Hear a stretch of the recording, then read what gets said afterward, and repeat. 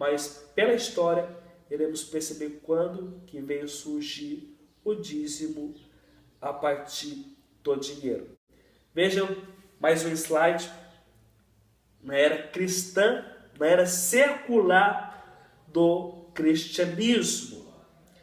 Depois de Cristo, o povo remanescente de Deus não entregava mais o dízimo. Deixa aqui abrir um parêntese. Depois do ano 70, Tito destruiu o templo de Jerusalém. Jesus, na sua época, quando ele estava pregando os sermões escatológicos no Monte das Oliveiras, Mateus capítulo 24, ele vai dizer: não ficará ali pedra sobre pedra. E na invasão do ano 70, os soldados romanos botaram fogo no templo e começou a derreter o ouro entre as pedras e ficar ali o ouro nos resíduos, nas arestas daquelas pedras gigantes. Então, para eles recuperar aquele ouro, foi necessário arrancar pedra sobre pedra. O templo foi destruído no ano 70. Desde então, os judeus não dão dízimo.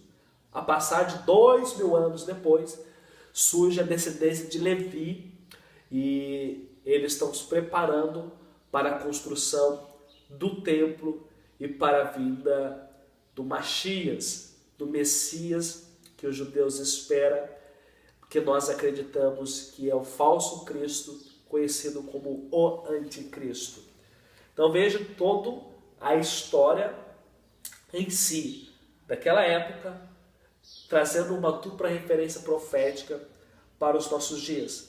Vamos ler a respeito dos dízimos da era secular.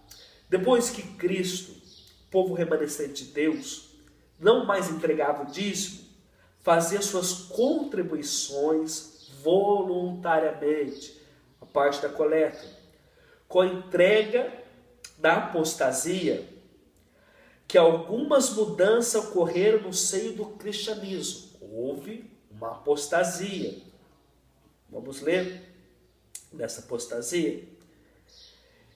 Antes de eu falar do cristianismo apostata, a igreja ela se reunia nas casas, se reunia nas grutas, pela perseguição pelo Império Romano e pelos Césares.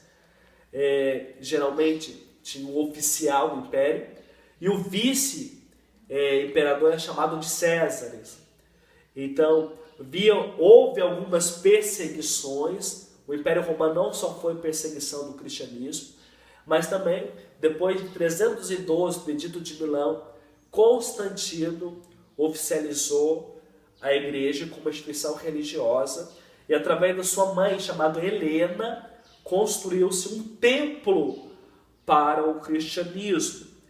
O Constantino, em ajudar as outras pessoas, ele miscigenou a apostasia, melhor dizendo, a idolatria pagã para os pagãos, para o solstício sol, e também para agradar os romanos e para agradar os cristãos judeus. Ele fez essa mescla, ele fez esse tipo de ecumenismo religioso, mesclando várias religiões.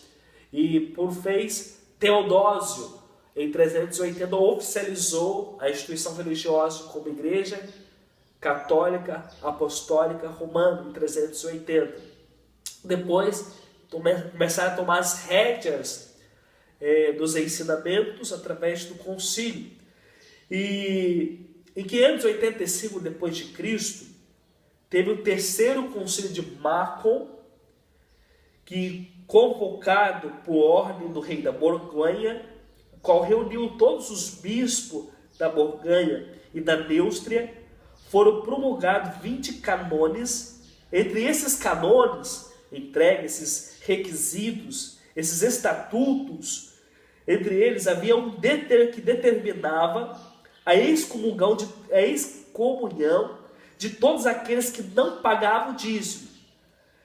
A igreja, veja, que através do concílio de Macon, terceiro concílio de Macon, houve a apresentação dos bispos da Borgonha, os bispos da Neustria, e neste concílio de Macon foi decretado 20 20 estatutos, canones, e o quinto canone era que determinava a entrega do dízimo em dinheiro.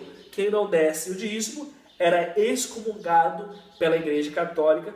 Isso você encontra na Enciclopédia Britânica e, dentre outros arquivos pela internet, Wikipédia, de vários outros arquivos históricos a respeito deste ato. Quase 2 séculos depois, sob o comando de Carlos Magno, o poder civil apoiou a legislação eclesiástica, confirmando a sanção civil, tomando a obrigação o pagamento do dízimo à Igreja de Roma.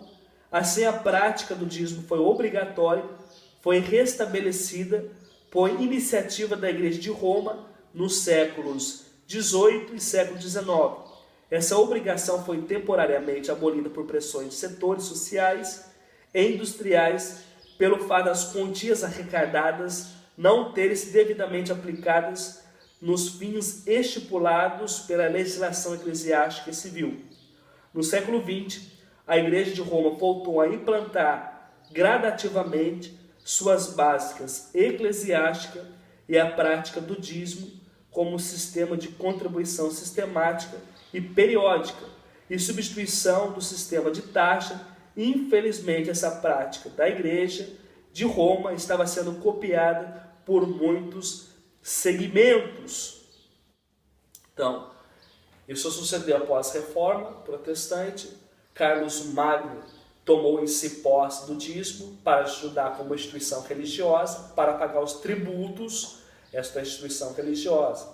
Então, a história da devolução do dízimo, ela retornou no cristianismo, não no judaísmo, que até os dias de hoje não dão dízimo, no Concílio de Malcolm, em 585, depois Carlos Magno reforçou, só que não em pagamento das ofertas primícias, não em gados, não em alimentos, e sim em condição monetária, em financeira. Então essa é uma história oculta que as igrejas denominacionais não têm o costume de falar. Entretanto, ninguém pode constranger o seu membro por dar ou não dar o dízimo. Isso é crime. Constrangimento é crime. O dízimo não salva, o dízimo é dado voluntariamente naquela época. Estou mostrando um período histórico aqui, como que veio o dízimo em dinheiro e por quem veio o dízimo em dinheiro. Essa é uma história verídica da história secular que muitas denominações não te contaram e não vão te contar. Agora, dizer que você vai perder a salvação do dízimo é uma heresia, é uma falta de caráter cristão, é uma falta de conhecimento da palavra de Deus. Devemos crescer na graça e no conhecimento. Nenhum membro, nenhum líder religioso, nenhum pastor pode constranger alguém por causa dos dízimos. Ninguém. Se constrangimento é crime, fere a lei brasileira, a Constituição brasileira, no artigo 460. Então ninguém pode constranger alguém por dízimo ou por outra coisa utilizada na plataforma ou púlpito das igrejas instituiosas, das igrejas denominacionais, instituições religiosas. Então,